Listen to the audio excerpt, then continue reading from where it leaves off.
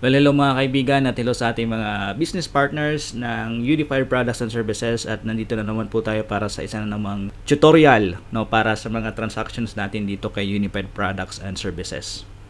Ayan, so ang pag-aaralan po natin ngayon ay kung paano tayo mag-book ng ticket gamit yung ating web browser or ating web.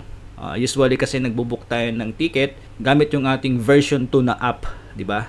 Sa ating mga mobile phone o sa ating mga cellphone. So ngayon naman ay gagamitin natin yung browser. So hindi ko na patatagalin pa. So ang first step natin ay i-open lang po natin yung ating website ng ating Unified Products and Services. Ayan, so punta lang tayo sa ating browser. Then i-type lang po natin yung ating website, no, ng ating Unified, secure.unified.ph. Ayan. At syempre i-login lang natin yung ating account na gagamitin.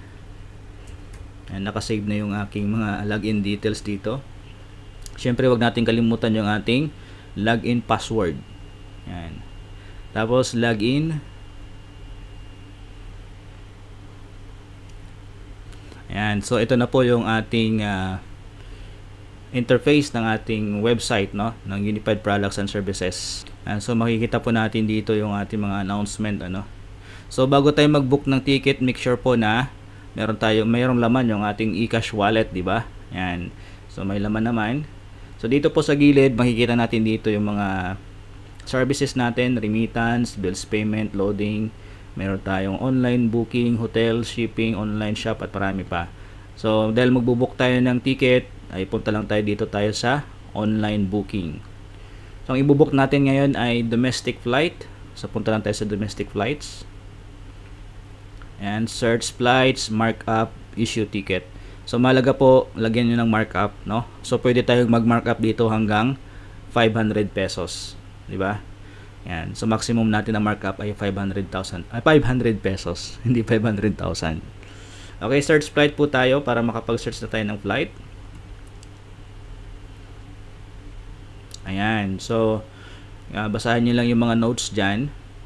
So dito sa search flight, punta lang tayo dito kay round trip or one way, no? Round trip kung balikan yung ating ibubook, one way naman kung isang way lang. Kaya nga one way, isang way, di ba? So one way tayo, no? Lagay lang natin yung origin kung saan siya manggagaling. So ang pasahero ko ngayon ay manggagaling sa Manila. Yan. Tapos destination natin kung saan siya pupunta. So ang pupuntahan niya ay Kalibo siya bababa. Ayan. Tapos departure date. Ayan. So alamin natin kung kailan yung kanyang alis. So ang ibubook ko ngayon, ang alis niya ay October 16. Ayan. So October muna tayo, then 16. And then to 2024. Ayan. So dito naman sa passengers, ba? I-check natin. So maximum 9 passengers po yung pwede nating i-book ng sabay-sabay, no? Maximum yan 9. So dito may adult kung siya ay 12 years old and above, child kung 2 years old hanggang 11 years old, and then infant from 1 year old hanggang 23 months. Ayan, ang infant. So ang i-book natin ay adult. So 1 lang siya, isa lang siya. So kung napapansin nyo hanggang 9 pwede. So isa lang pasahero natin ngayon. So lagyan natin 1.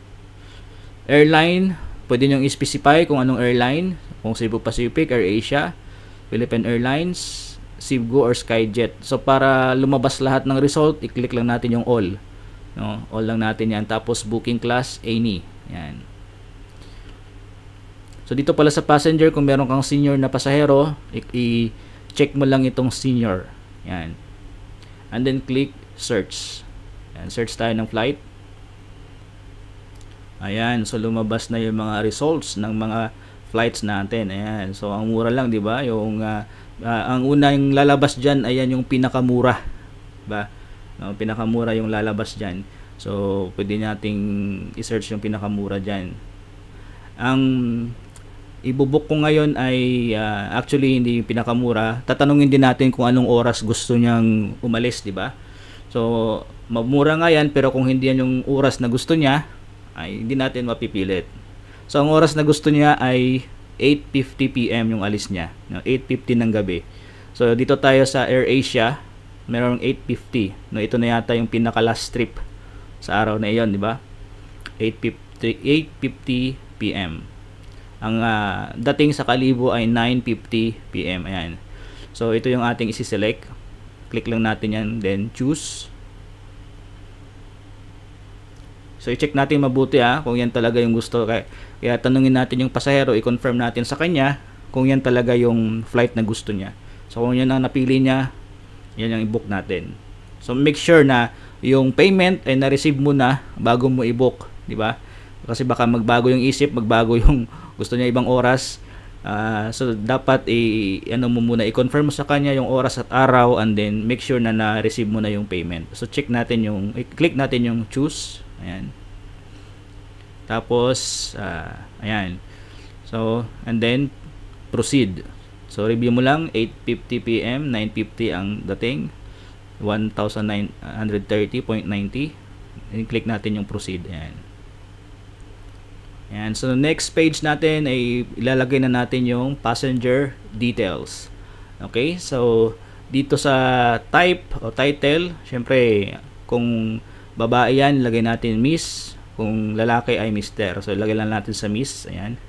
Si babae yung pasahero natin ngayon.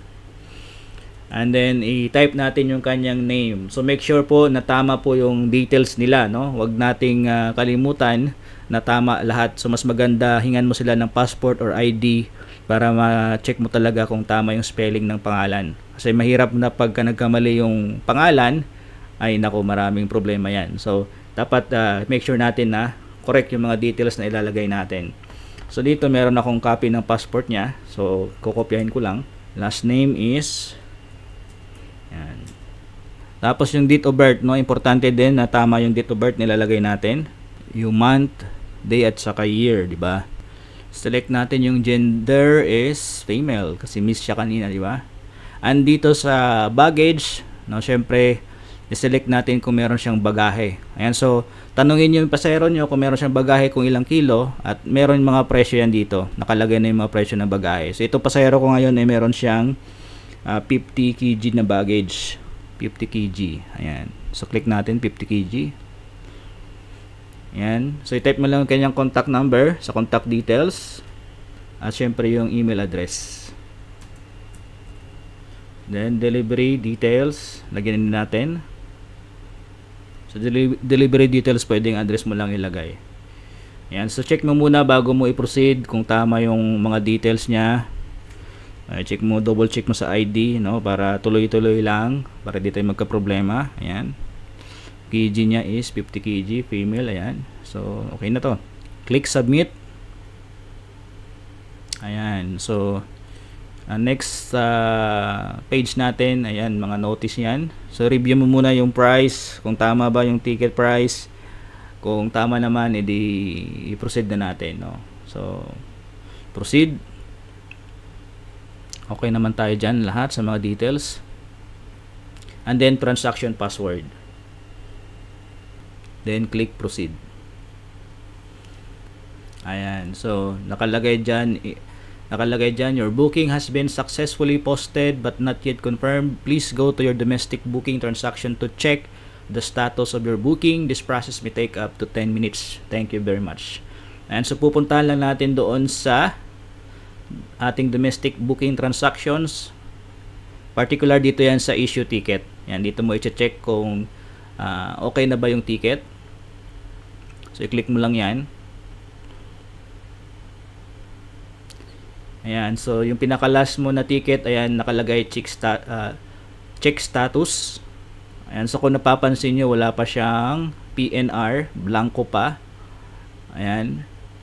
So antayin lang natin na ma-release ng airline yung PNR at ayan, goods na tayo niyan. So mamaya balikan natin after maximum 10 minutes.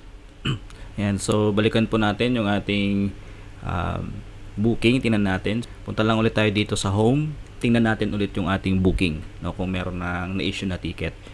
So kung napansin nyo, ang e-cash wallet na lang natin ngayon ay 1,096, no, nabawas na yung price ng ticket doon. And then puntahan lang natin ulit yung ating booking.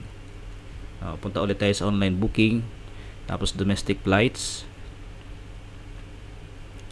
At tingnan natin dito ulit sa issue ticket. Ayan, so kung napansin nyo, meron na siyang PNR. Ayan, yung kanyang PNR o ayan, meron na siyang PNR o passenger name record, di ba? So ibig sabihin ay na-approve na ng airline at na-confirm na yung ticket. So paano natin makuha yung ticket? So click lang natin itong get ticket. Ayan, at dadalhin niya tayo sa link na kung saan pwede na nating ma-download yung ticket. So ito na yung ibibigay natin ngayon sa ating pasahero o sa ating customer. Ayan, so ganun lang po kadali mag-book ng ticket gamit yung ating web tool, ng ating web tool ng ating Unified Products and Services. Ayan, so maraming salamat sa inyong panonood at see you again po sa ating next video.